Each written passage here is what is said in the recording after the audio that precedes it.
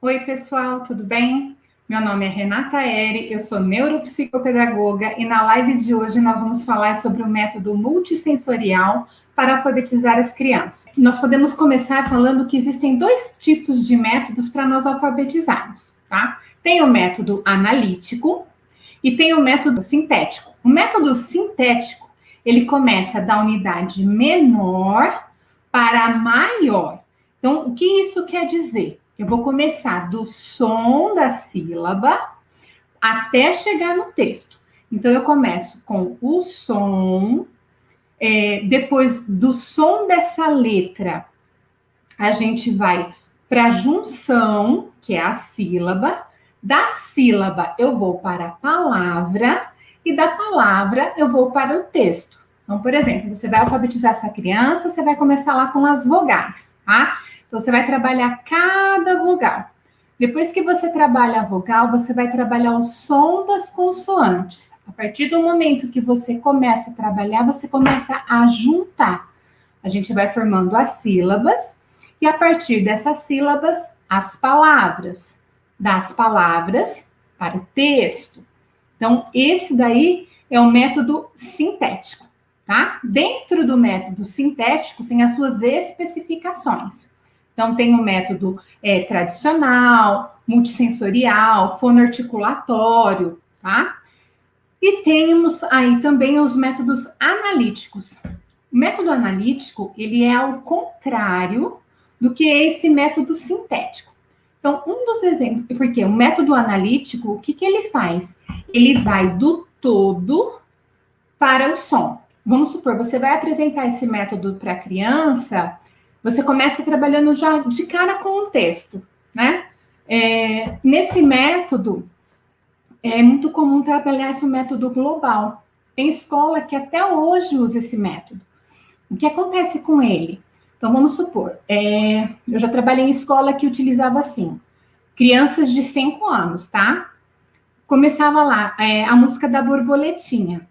Você canta a música da borboletinha, apresenta o texto para ela, e depois de você trabalhar com esse texto, você vai destacando uma frase.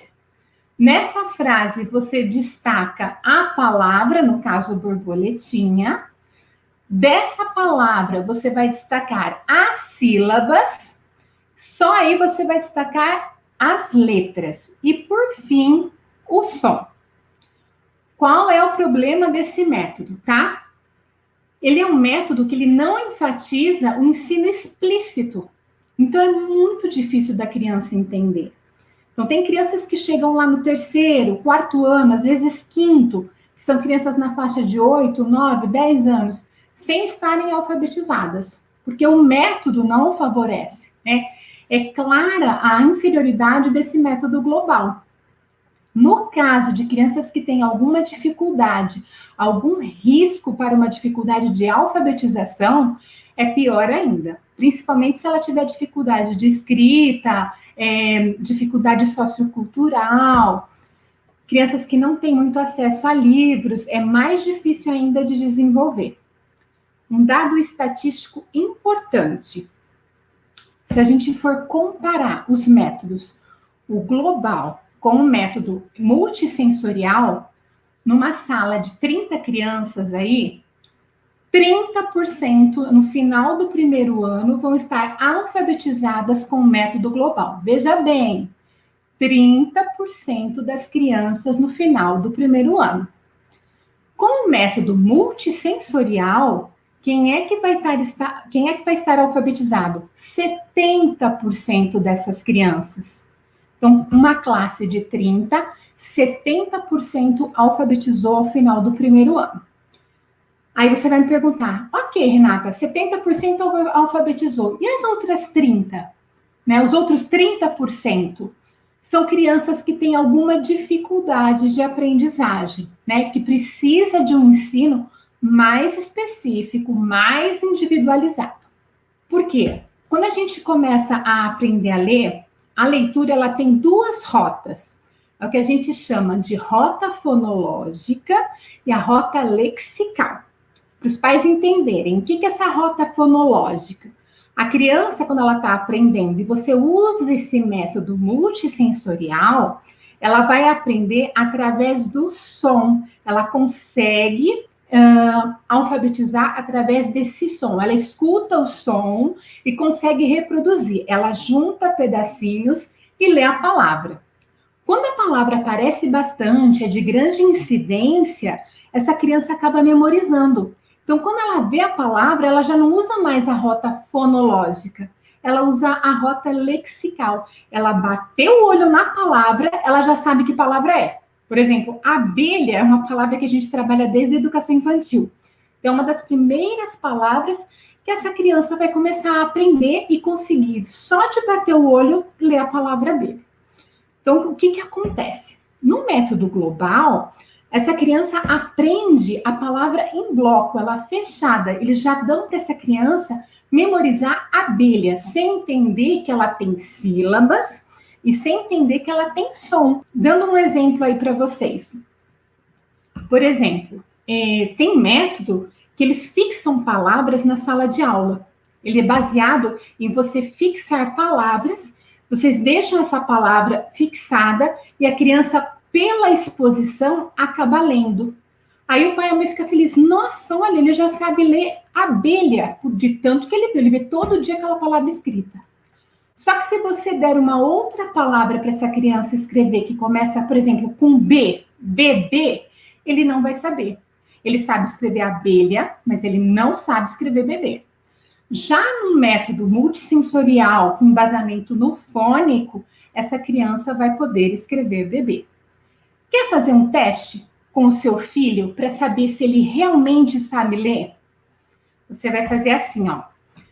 Você vai fazer uma frase e nessa frase vai ter uma palavra inventada. O que essa palavra é inventada? Ela é uma pseudo-palavra. Então, você vai ditar assim para a criança. Hoje eu comi quicó. Essa palavra quicó existe? Não, ela não existe. Mas essa criança, ela sabe escrever quicó?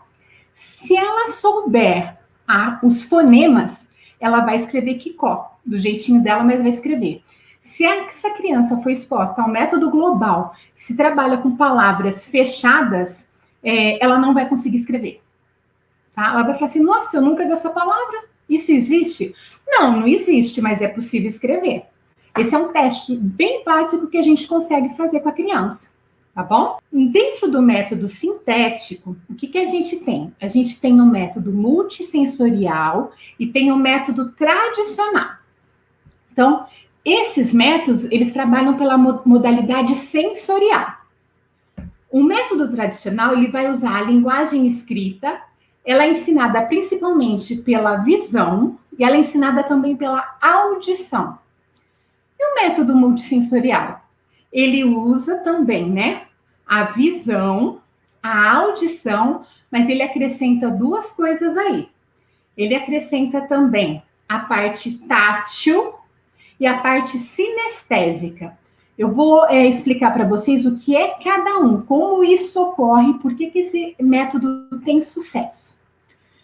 O método fônico, né, multissensorial, a gente alia os dois. O que acontece? Ele é de um contexto regular e ele faz associações que, para criança que tem dislexia, ele funciona. É o melhor método que tem para alfabetizar uma criança disléxica, tá? Crianças também que têm dificuldade de alfabetização, que foram, tá lá com 4º ano, 5º ano, 9, 10 anos, crianças de 6º ano que não alfabetizaram, também vai ser possível você alfabetizar por esse método, tá? Eu vou explicar ele já já. Então, antes da gente começar a alfabetização, a criança precisa desenvolver habilidades preditoras da alfabetização. O que são essas habilidades preditoras da alfabetização? Você conseguir que essa criança, ela brinque com as palavras, tá? Então, ela precisa brincar com o som, ela precisa brincar com a sílaba. Então, a gente trabalha rima, aliteração, separação silábica. Então, o que é a rima? Por exemplo, a criança, você fala para ela, pão, mão. O que rima com pão e rima com mão? Balão. Esse tipo de brincadeira faz com que a criança desenvolva essa consciência. A aliteração é o comecinho da palavra. Então, por exemplo, você fala para a criança assim, ó, barata. Eu quero uma outra palavra que comece com ba. Batata, banana. Depois disso, a gente começa a brincar com separação de frases. Então, por exemplo, a menina comprou pão. Essa criança tem que saber que ela é dividida em 4 palavras. A menina comprou pão. Se essa criança não consegue fazer isso, a gente usa de estratégias para que ela aprenda. O que você vai fazer? Você vai falar a frase uma vez, e aí você vai dividir para essa criança. A menina comprou pão. Depois disso, você vai substituir a palavra pão. Você pode falar, sei lá, manteiga. Aí você vai deixar a criança. A menina comprou manteiga. Se você tiver uma casa em que o chão tem ladrilhos, você pode fazer essa criança ir pulando nesses ladrilhos para ela ter a consciência. Ó, ela deu 4 pulinhos e ela vai falando a frase. Tá? É uma estratégia e uma brincadeira que a gente pode fazer. Depois que essa criança sabe que uma frase ela é constituída de palavras, a palavra é constituída de sílabas, que são pedacinhos. Aí você vai começar a brincar com ela. Por exemplo, cachorro. Quantos pedacinhos tem a palavra cachorro? Quantas sílabas tem? Você pode usar algumas técnicas, por exemplo, como bater palma, cachorro. Você pode pegar palito de sorvete e pedir para a criança pegar um palito de sorvete para cada sílaba. Cachorro. Ela vai pegar 3. Isso são habilidades que a criança precisa para começar a alfabetização. Bom? Então, vamos lá. O método multissensorial. O que ele faz? Ele utiliza aspectos visuais. Então, por exemplo, enquanto você ensina o som da letra A, você ensina a grafia em letra bastão, tá bom? Então, por exemplo, a criança vai lá aprender a fazer o A, e aí você repete para ela, ó, A, enquanto está desenhando. Lembrando que o português é uma língua que a gente escreve de cima para baixo, da esquerda para a direita. O que muitas vezes eu vejo é criança fazendo o desenho das letras incorretamente. Faz de baixo para cima. E não, tem que ser ao contrário. É de cima para baixo, né? Cada letra tem uma grafia.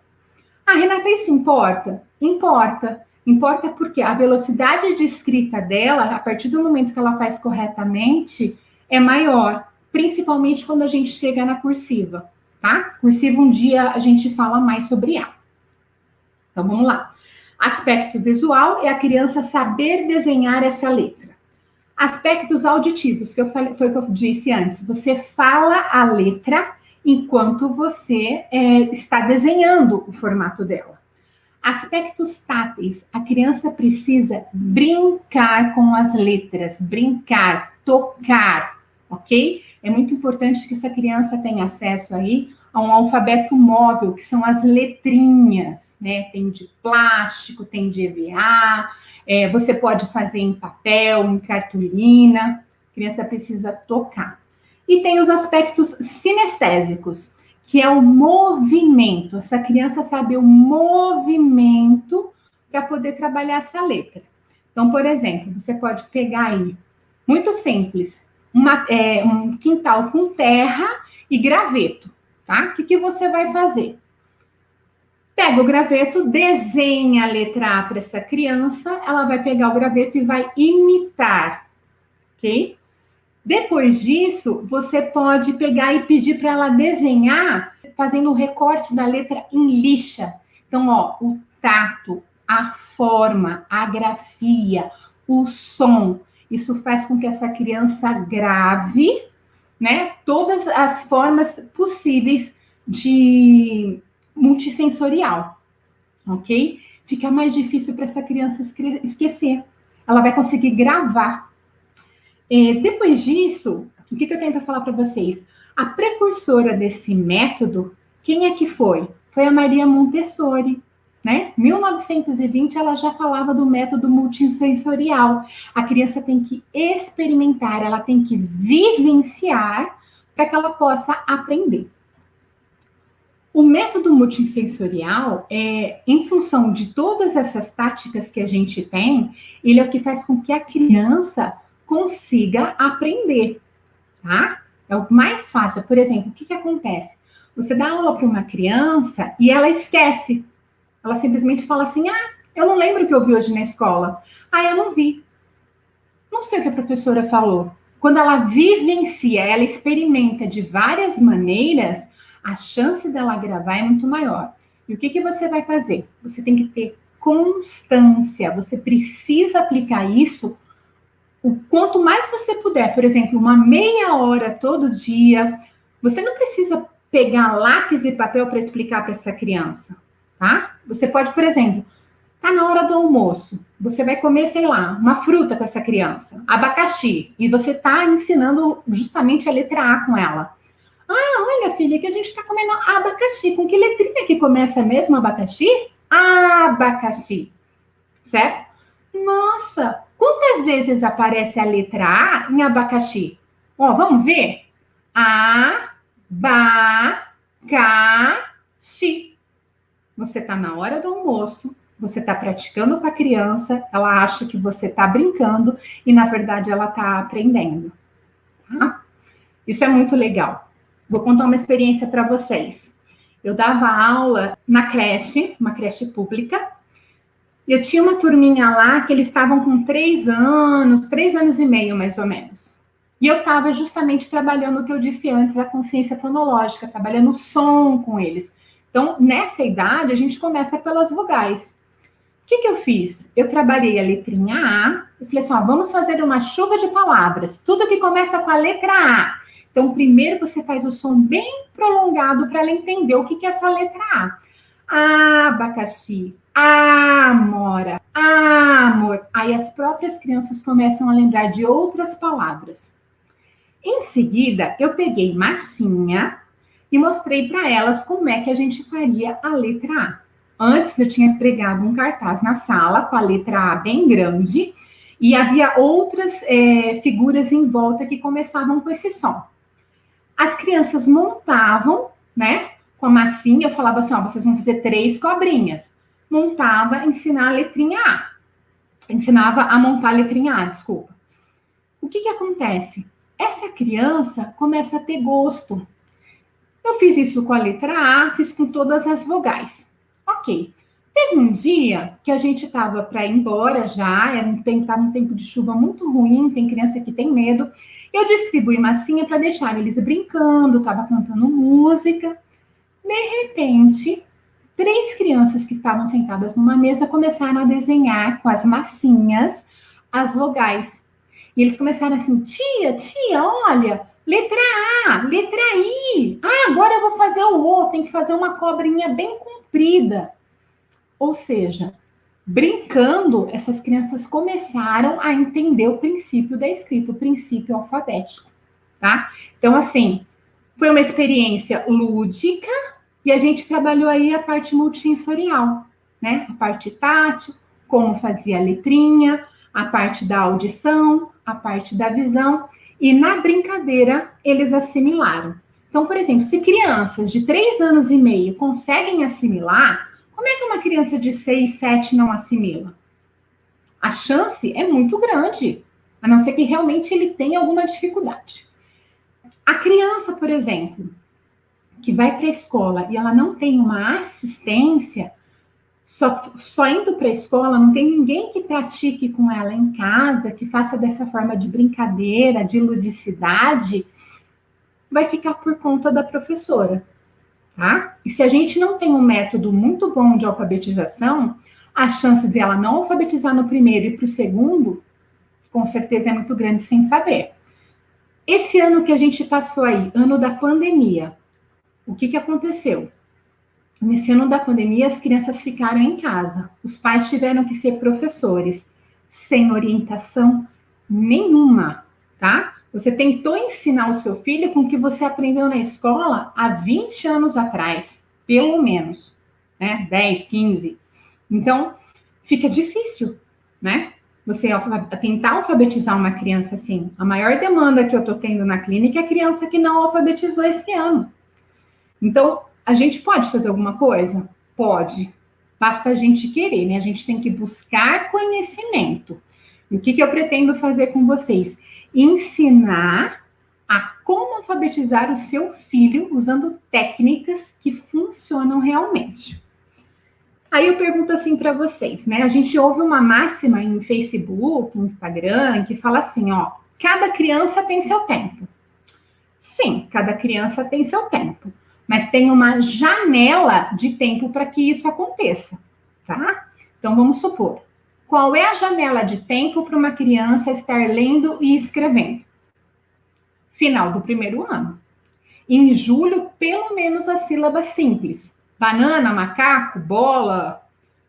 Passou de julho, não tá lendo? Opa, acende a luzinha, tá?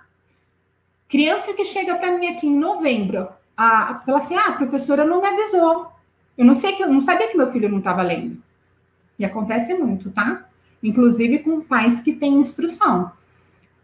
Passou primeiro ano, foi para o segundo. No segundo ano a professora vai dar conta. Vai dar conta? Você tem certeza? Ela já está com 1 ano de atraso. Quando ela entra no segundo ano, o professor vai passar o conteúdo do segundo. Tem professor, sim, que vai trabalhar a alfabetização. Tem professor que não vai trabalhar a alfabetização com o seu filho. Esse ano aqui é um ano também de insegurança, ninguém sabe se volta, se não volta, se vai continuar o ensino híbrido. E aí, você vai esperar? Vai ficar sentado? Acho que não dá, né? Tá falando do seu filho. Mesmo porque essa criança pode vir a ter problemas psicológicos. Tem criança que fica com uma baixa autoestima, acaba entrando em depressão, se sente burra, por mais que você vire para ela e fale assim, não, bem, você não é burra, simplesmente não conseguiu aprender, mas a gente vai dar conta. Então, o que você vai fazer?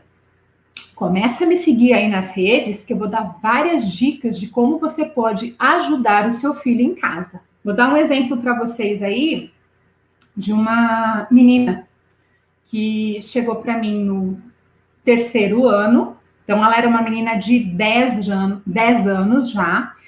Ela havia sido reprovada no terceiro. Essa menina chegou para mim zerada na alfabetização. Ela não escrevia nem o próprio nome. Seu filho, no início do primeiro ano, ele tem que aprender a escrever o nome dele. Essa menina não escreveu o nome dela. O que eu fiz? Eu trouxe essa criança para perto de mim e eu fui trabalhando com ela a alfabetização todos os dias. Então, eu tinha que dar um conteúdo aí de terceiro ano para a sala e trabalhar com ela a alfabetização, porque ela não ouvia alfabetizada. Era uma criança de escola pública, repetente. Tá? Essa criança não tinha autoestima nenhuma. E conforme ela começou a aprender, essa criança ela se transformou. Ela começou a ser uma criança mais calma. Ela não brigava tanto em sala de aula. Por quê? Ela estava vendo que ela era capaz de aprender. Ela podia aprender como todos os amigos. O resumo dessa história: essa criança terminou o ano tirando nota em todas as disciplinas. Ela fechou matemática com 9 e português com 7. Nossa, matemática com 9 porque ela aprendeu a ler, ela começou a interpretar. E a partir da interpretação, ela começou a gostar de matemática. A alfabetização, gente, é a base de tudo, de todas as disciplinas. Às vezes o seu filho vai mal em geografia, vai mal em história, por quê? Porque ele não tem a base. A base que é ler, escrever e interpretar. Ele precisa ler, ele precisa interpretar. Como que ele interpreta? Primeiro, ele tem que ter fluência na leitura. Uma criança que lê silabando é a, ca, za, a, zu. Uma criança que lê assim, ela não vai conseguir interpretar o que ela leu, porque ela precisa juntar todas as sílabas para poder ler. A partir do momento que ela lê devagar, quando ela chega no final da frase, ela não sabe o que ela leu. Se ela está lendo um texto, muito menos. Então, a gente precisa fazer com que essa criança tenha fluência. Como é que eu faço essa criança ter fluência? Prática. Essa criança tem que ler todo dia. Sábado, domingo, feriado. Nossa, Renata, mas todo dia? O que ela vai ler? Ela vai ler o que ela quiser. Se ela quiser ler história em quadrinho, se ela quiser ler livrinho, se ela quiser ler uma notícia na internet, ela precisa de prática. Basta ler silenciosamente? Não. Essa criança precisa ler em voz alta, tá? Para adquirir fluência, ela precisa ler em voz alta. Esse é o passo a passo do sucesso da alfabetização multissensorial, tá? A gente pega a alfabetização aí como um todo. Então, vai desde o som, passando pela que é a parte da audição, passando pela visão, parte sinestésica, que é movimento, e parte tátil, que é sentir. Tem várias coisas que a gente pode fazer em relação à parte tátil. Por exemplo, você ensinou as vogais. Você vai pegar uma coisa que as crianças amam, que é slime. Você pega um potinho, você tem que ter as letras móveis, tá? Você põe slime lá, você coloca as letrinhas e você brinca com essa criança para ela procurar, por exemplo, a letra O. Essa criança vai estar mexendo no slime que eles amam, vão estar em contato, vai estar trabalhando essa parte sensorial, você vai estar falando o som da letra O, você já trabalhou a escrita e ela vai procurar aí na slime a letrinha O. Ela vai achar chata essa brincadeira? Não, ela vai achar divertido. Você vai ver que ela vai pedir para fazer de novo. Então, conforme você vai ensinando as outras letras, os outros sons, você vai agregando, tá? Você pode, enquanto você está trabalhando as vogais, colocar algumas consoantes. Então, ela vai pegar, ela vai ver que não é a letra que você está pedindo para ela. Então, você vai aí estimulando essa criança, tá bom? Então, aí eu te pergunto, ele é um método difícil de aplicar? Não é difícil de aplicar, foi o que eu falei, no dia a dia, tá? Você tem que ter aí uma meia hora, uns 20 minutos, aproveita, você tá lá na cozinha, tá fazendo almoço, tá fazendo jantar, se o filho tá ali brincando, vai estimulando, vai brincando, né? Vira para ele e fala assim, filho, vamos fazer uma listinha de palavras que começa com som B. Banana, bonita, boneca, burro. Você está brincando, está fazendo o seu serviço e está dando uma atenção para o seu filho. Então, tem várias maneiras de você brincar e alfabetizar, tá? Uma coisa que não funciona é você aplicar esse método pela metade, né? Se você achar que, por exemplo, você trabalhou lá no papel, né? Tem várias atividades que a gente faz no papel. Trabalhou lá no papel com essa criança. Ah, tá bom, trabalhei lá meus 10, 15 minutos. Ah, trabalhei a letra A, trabalhei a letra E, tá ok. Não, não tá ok. Você vai precisar trabalhar mais, né? Foi o que eu falei, ó, multissensorial. Tem várias vias de acesso para essa criança ter sucesso na alfabetização. Pessoas da sua casa podem te ajudar. Um filho mais velho, seu marido, a sua mãe, você ensina e essa pessoa pratica com a criança, porque a prática faz com que essa criança vai aprender. Foi o que eu falei, tem que ter consistência, tem que ser sistematizado, né? Praticar todo dia um pouquinho. Você vai ver que vai ter brincadeiras que você vai fazer com o seu filho, que quando ele estiver na hora, sei lá, que você não está nem pensando nesse tipo de brincadeira, ele vai pedir para você fazer. E isso é bem interessante, as crianças acabam pedindo, né? Tem joguinhos que você trabalha a alfabetização. Então, ele é colorido, ele é manipulável, você vai trabalhar o som. Uma dica legal, por exemplo, você começou a trabalhar uma letra nova com essa criança. Você pega a fita crepe, no chão do quarto dele, na entrada, você faz essa letra grande e pede para ele fazer o caminho dessa letra. A partir do momento que ele faz o caminho dessa letra, é uma forma dele gravar. E você já ensina o jeito correto para isso, né? Por exemplo, o C não começa de baixo, o C começa lá de cima. Então, a criança vem traçando, começando lá em cima para baixo. Lembrando, o português a gente escreve da esquerda para a direita, de cima para baixo, ok? Eu acho que... Deixa eu ver aqui, tem uma dúvida. Meu filho tem 14 anos e tem laudo de déficit TDAH de grau leve para o moderado. Ele tem dificuldade de alfabetização? Porque, por exemplo, vamos supor que ele não alfabetizou, ou a alfabetização dele foi muito ruim, ele não consegue escrever. Esse método ajuda crianças com TDAH, porque como ele manipula vários objetos, a criança acaba se concentrando. O tempo de concentração dela é maior. Qual que é essa... ele tem dificuldade em interpretação. Como eu posso ajudá-lo? Olha só, Elizabeth, o que você vai fazer? Para ele ter uma interpretação de texto, você vai ter que começar a trabalhar com ele fluência de leitura, tá? O que você vai fazer? Você vai começar com textos longos? Não, você vai começar com textos curtos. Então, por exemplo, olha só, você vai pegar textos aí de 4 linhas, tá? Começando bem, texto bem simples mesmo. E aí você vai perguntar para ele assim, quem é o personagem principal? Vamos supor, Maria foi à padaria, comprou pão, leite e margarina. Ela voltou para casa e no trajeto a sacola estourou. Maria teve que pegar as coisas do chão. Sei lá, um texto bem bobinho. Você vai perguntar para ele quem é o personagem principal, né? O nome dessa pessoa, aonde essa pessoa foi, o que ela foi comprar, o que aconteceu no final. Um jeito também que a gente trabalha em interpretação de texto, principalmente com os pequenos. O que você faz? Você conta uma historinha para ele, faz perguntas no final e depois que essa criança contou, desenvolveu, no final você fala assim, mas e se você tivesse escrito essa história? Como você teria feito esse final?